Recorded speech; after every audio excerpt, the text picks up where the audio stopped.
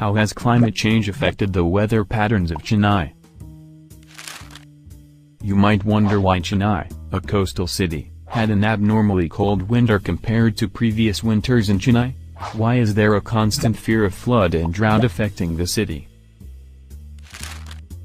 I am Nandini Paul, from the Asian College of Journalism, and I will walk you through how climate change has brought about changes in weather patterns. Based on weather data collected between 1960 and 2000, the Climate Change and Adaptation Research Center of Anna University predicts that Chennai's climate will become more unpredictable and aggressive over the coming years.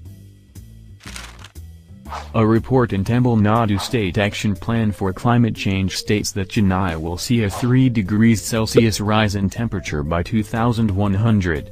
The intensity of rainfall during winter has increased, whereas, in summers, the city remains dry. Chennai would not have faced droughts if it had complete access to its perennial rivers, Kaveri and Thamrabarani.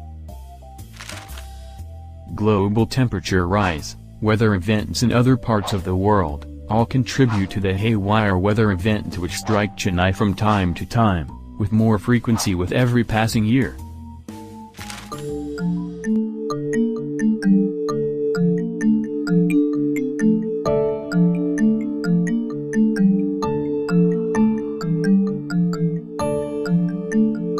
So we know how climate change has been affecting our lives, and even in Chennai, the weather has changed drastically in the past few years. The temperatures have increased, and it's so scorching hot in the city at times. And as summers approach, we are also facing the water crisis, because the 4 reservoirs in the cities have dried up, and the 5th reservoir hasn't been built yet, and it's been so long since we are waiting for that. So we can see how this whole climate change has affected the city's ecosystem, and because of this water crisis we have to adapt new techniques to save water.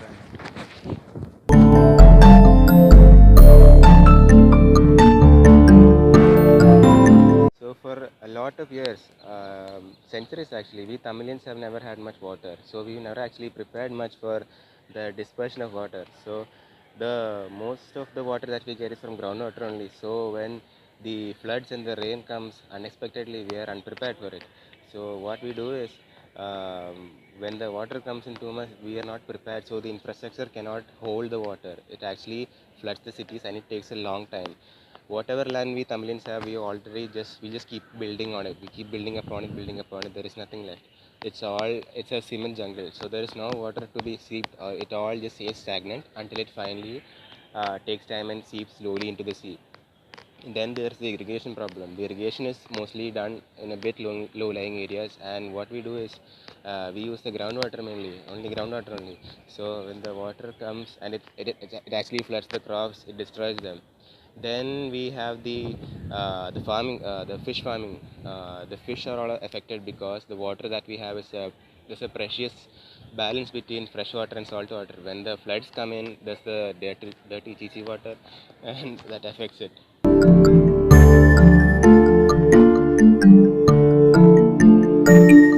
Hi, I'm Shrishti Matthew, and I was born and brought up in Chennai, and I have lived here for most of my life.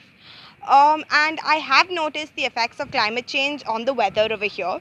It is currently the beginning of March, and it is extremely hot. The temperatures are going up to 35 degrees every day, and this is extremely uncharacteristic, because I remember when I was a child that the temperatures will get this high only in the middle of May, except that now in the middle of May it goes up to 40 degrees or 45.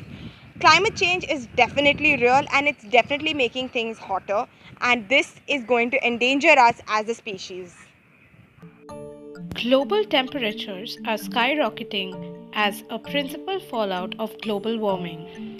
Rainfall is turning more erratic and droughts more frequent. Ironically, the ocean levels are rising in tandem with rising water scarcity.